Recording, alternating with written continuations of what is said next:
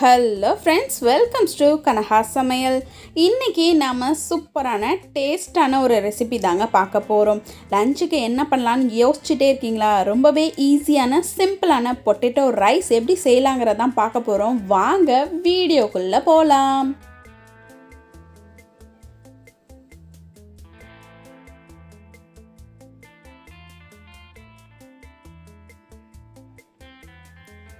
இப்போ எண்ணெய் சட்டியில் 5 டேபிள் ஸ்பூன் எண்ணெய் ஊற்றி வச்சுருக்கேன். அது நல்லா ஹீட் ஆகிடுச்சு. ஒரு டேபிள் ஸ்பூன் கடுகு போட்டு நல்லா பொரிய விட்டுறலாம்.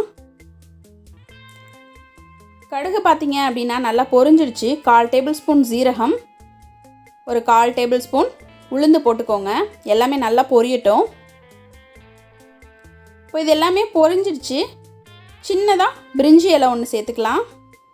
1/4 டேபிள் ஸ்பூன் பெருஞ்சீரகம், ஒரு கிராம்பு, சின்ன துண்டு பட்டை, இது எல்லாத்தையுமே சேர்த்தாச்சு. ஒரு 4-5 பூண்டு பல்ல நல்லா பொடியாக கட் பண்ணி வச்சுருக்கேன், அதையும் இதில் சேர்த்துக்கலாம். 2 பல்லாரி வெங்காயம் நல்லா பொடியாக கட் பண்ணி வச்சுருக்கேன், அதையும் நம்ம இதிலே சேர்த்துக்கலாம். எல்லாத்தையும் சேர்த்தாச்சு. இப்போ நல்லா வதக்கி எடுத்துக்கலாம். வெங்காயம் அதோட பச்சை ஸ்மெல் போகணும், அந்தளவுக்கு நல்லா வதங்கணும். அப்போ தான் உங்களுக்கு நல்ல டேஸ்ட் கொடுக்கும்.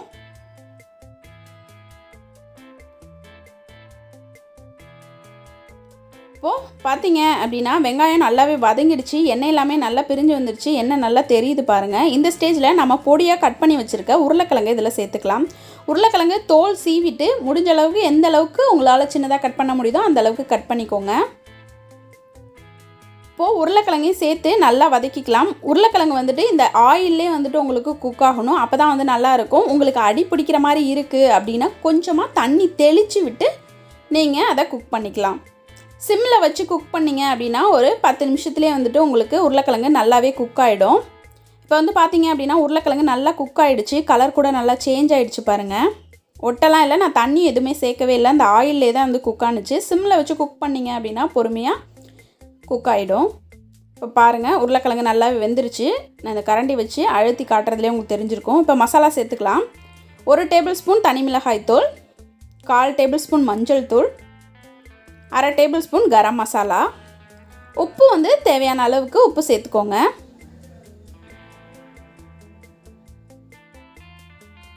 இப்போ இது எல்லாத்தையும் சேர்த்தாச்சு. மசாலாவோட அந்த ராஸ்மெல் போகிற வரைக்கும் நல்லா நம்ம வதக்கிக்கலாம்.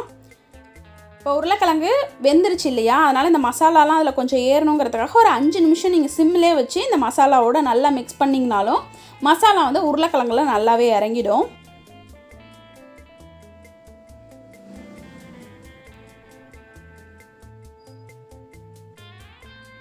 எண்ணெய் நல்லா பிரிஞ்சு வந்திருக்கு பாருங்கள். இந்த மாதிரி தான் இருக்கணும். இப்படியே சிம்லே வச்சிங்கன்னா அப்படின்னாலே போதும், உங்களுக்கு நல்லாவே மசாலா இறங்கிடும். இப்போ ஒரு கொத்து கருவேப்பிலையும் இதிலே சேர்த்துக்கலாம். சேர்த்து நல்லா அதையும் மிக்ஸ் பண்ணி விட்டுறலாம்.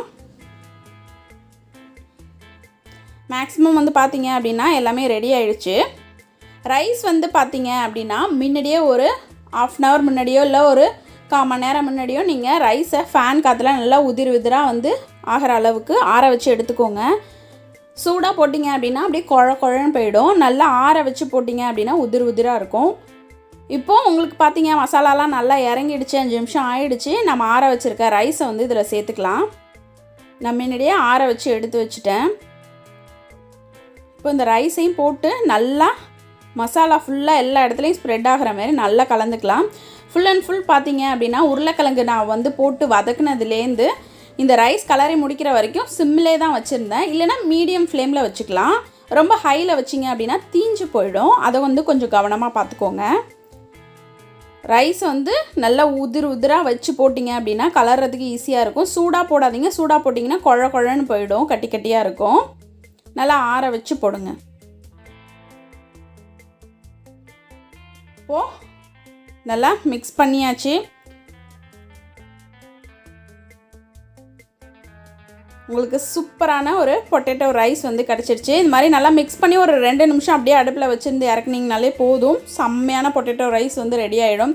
இதுக்கு நீங்கள் சைட் டிஷ்ஷாக எதுவுமே வைக்கணும்னு அவசியம் இல்லை. இப்படியே கூட நீங்கள் சாப்பிட்லாம்.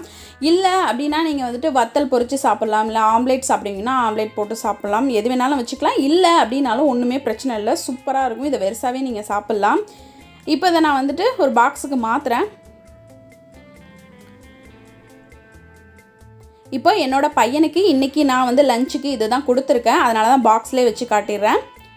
சூப்பரான பொட்டேட்டோ ரைஸ் ரெடி ஆகிடுச்சு. கண்டிப்பாக எல்லோரும் ட்ரை பண்ணி பாருங்கள். இந்த வீடியோ உங்களுக்கு பிடிச்சிருந்துச்சுன்னா லைக் பண்ணுங்கள், ஷேர் பண்ணுங்கள், கமெண்ட் பண்ணுங்கள். மறக்காமல் எங்கள் சேனலுக்கு சப்ஸ்கிரைப் பண்ணுங்கள். கூடவே பக்கத்தில் இருக்க பெல் பட்டனை ப்ரெஸ் பண்ண மறந்துடாதீங்க. Thank you friends.